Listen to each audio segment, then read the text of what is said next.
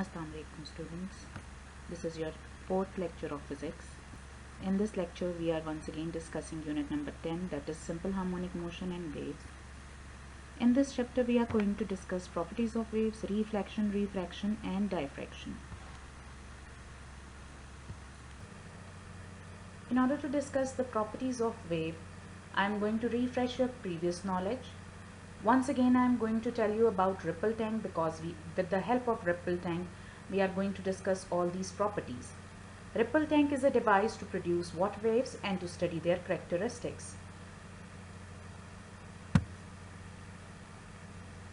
Now the first property is about reflection of waves.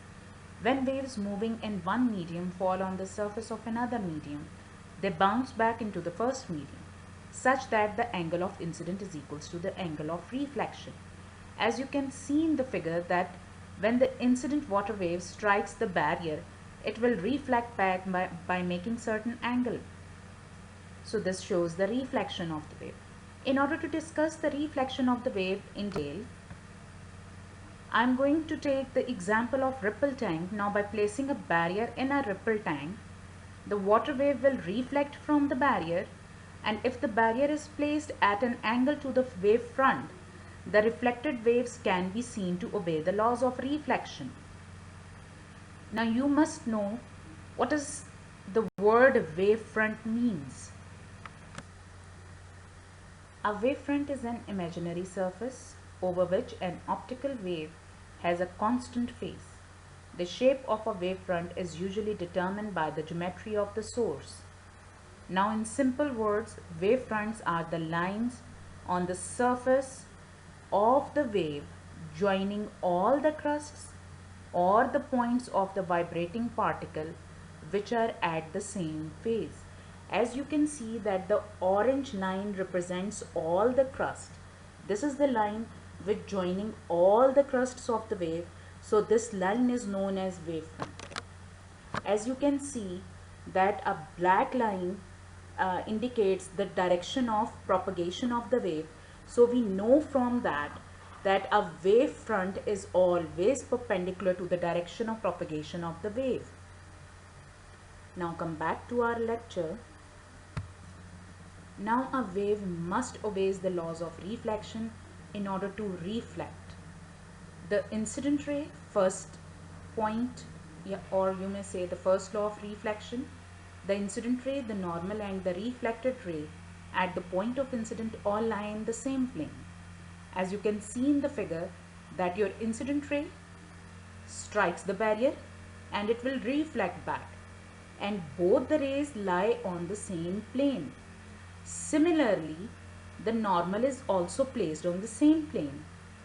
Now the angle formed between the incident ray and the normal is represented by theta I. I stands for incident, and the normal and the reflected ray forms an angle of reflection that is represented by theta R. And we know from the figure that theta I is equals to theta R, which shows the second law. The angle of incident must be equal to angle of reflection. So whenever a wave has to reflect, it must obey the laws of reflection. Now the next property, refraction of the wave.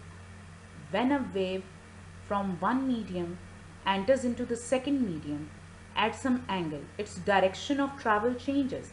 As we can clearly see that the incident ray strikes the barrier and it will enter inside another medium, and when it enters inside the second medium, it will change its direction. In order to discuss the phenomena of refraction of the wave for water, we are going to use the example of ripple tank once again. For this, if we are going to select a block which is going to be placed or submerged in ripple tank, the depth of the water in the tank will be shallower over the block than the elsewhere. When the water waves enter the region of shallow water, their wavelength decreases. As you can clearly see from the animation that when the waves from the deeper portion enter into the shallower region, In the deeper portion, wavelength is larger, but when the water waves enter inside the shallower portion, their wavelength decreases. Remember one thing, their wavelength is decreased, but frequency of the wave remains same. Why it remains same? Because it is going to be generated by the same source. And the most important thing, the speed of a water wave in water depends upon the depth of the water. Means the deeper the water, the greater the velocity of the wave. The shallower the depth, velocity of the wave reduces. Now again we are going to discuss some other characteristics of refraction of the wave. For this we are going to use the example of acoustic wave. In the animation you can clearly see that when the acoustic wave enters from one medium to another, its wavelength changes. As you can see, lambda 1 is greater as compared to lambda 2. Similarly, the direction of the ray is also going to be changed. As you can see, the arrow in the first medium changes its direction when it strikes the barrier of the second medium. The third most important thing is that wave speed. In the first medium, wave speed is higher, but in the second medium, wave speed is slower.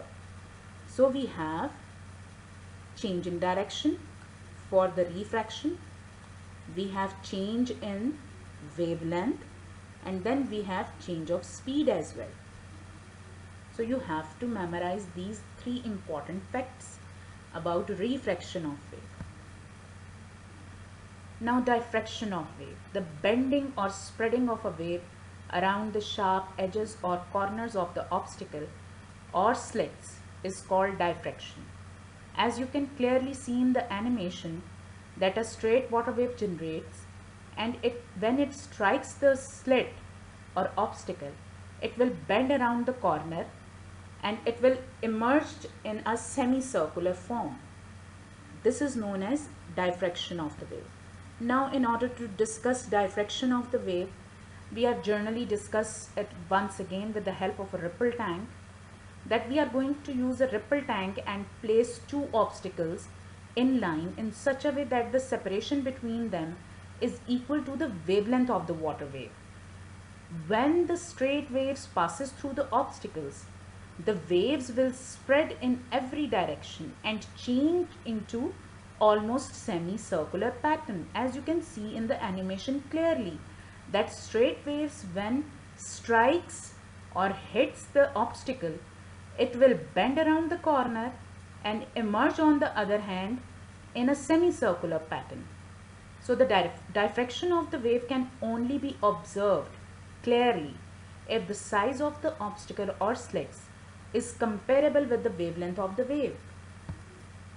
Similarly, you can see another pattern. The diffraction of the wave while passing through the slit with the size larger than the wavelength of the wave. Then you can clearly see that a small diffraction occurs near the corner of the obstacle as it is represented in the animation. You can clearly see that a straight wave hits the slit and it will almost straight away passes through the obstacle. It will give a slight bend around the corner. It does not give you a semicircular pattern as in the above examples. It will slightly bend around the corner and it will straight away pass through the slit. Now for your practice, I am going to give you a few questions. For example, explain the following properties of waves with reference to ripple tank experiment: reflection, refraction, diffraction, and does increasing the frequency of a wave also increase its wavelength? If not, how are these quantities related? You can also solve the numerical problems 10.8, 10.9, 10.10 with the help of formulas. V is equals to F lambda, V is equals to lambda by T, V is equals to D by T, F is equals to 1 by T. By using these formulas, you can solve these numericals. I hope you will enjoy this lecture. Inshallah, we will meet in the next lecture. Until then, Allah Hafiz.